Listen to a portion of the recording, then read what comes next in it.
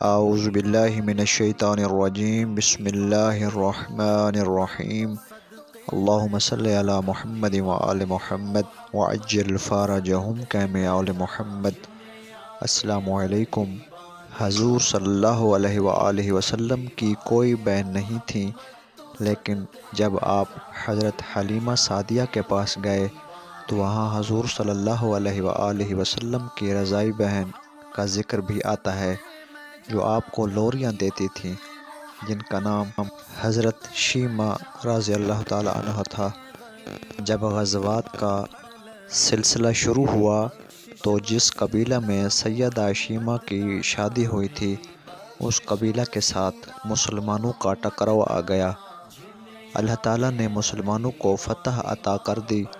اس قبیلہ کے چند لوگ صحابہ کرام کے ہاتھوں گرفتار ہو کر قید کر دیے گئے۔ یہ لوگ اپنے قیدیوں کو چھڑانے کے لیے فدیہ جمع کرنے لگے، اور قبیلہ کے سردار ایک گھر سے رقم جمع کر رہے ہیں۔ چلتے چلتے یہ سیدہ شیمہ کے گھر پہنچ گئے، جو اپنی عمر کا ایک خاص گزار چکی تھیں۔ ان سے کہنے لگے کہ اتنا حصہ آپ کا بھی آتا ہے۔ سیدہ شیمہ نے کہا کہ کس لیے؟ سردار اور ساتھ والے لوگوں نے کہا، جو لڑائی ہوئی ہے اس میں ہمارے آدمی گرفتار ہو چکے ہیں۔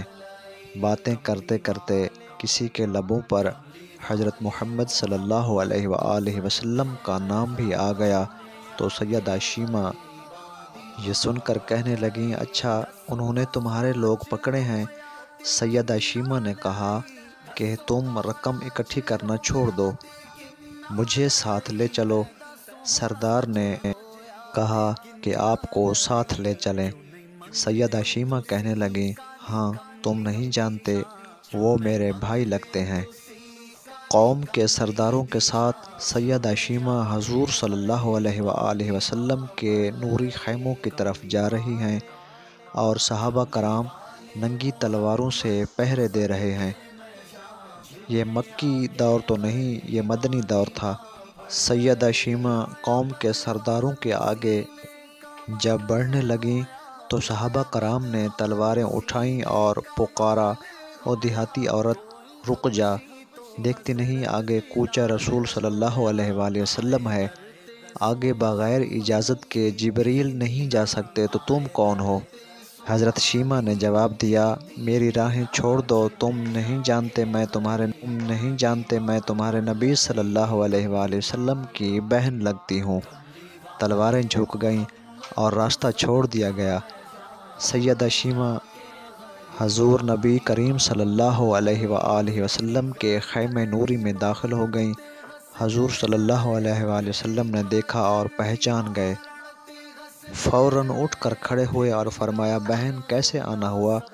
آپ صلی اللہ علیہ وآلہ وسلم کے لوگوں نے ہمارے کچھ بندے پکڑ لیے ہیں، ان کو چھڑانے آئی ہوں۔ آپ صلی اللہ علیہ وآلہ وسلم نے فرمایا، بہن تم نے زحمت گوارا کیوں کی؟ پیغام بھیج دیتی، میں چھوڑ دیتا، لیکن آپ آ گئیں، اچھا ہوا ملاقات ہو گئی۔ پھر حضور صلی اللہ علیہ وآلہ وسلم نے قیدیوں کو چھوڑنے کا اعلان کیا۔ کچھ گھوڑے اور چند جوڑے سیدہ شیمہ کو تحفے میں دے دیے۔ حضور صلی اللہ علیہ وآلہ وسلم نے بہت کچھ عطا کیا اور رخصت کرنے خیمہ کے باہر تشریف لے آئے تو صحابہ کی جماعت منتظر تھی۔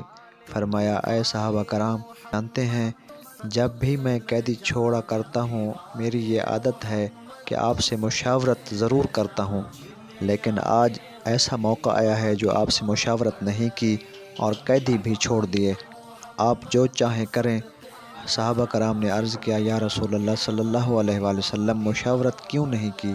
ارشاد فرمایا، میرے دروازے پر میری بہن آئی تھی اور اس کو خالی نہیں موڑ سکتا۔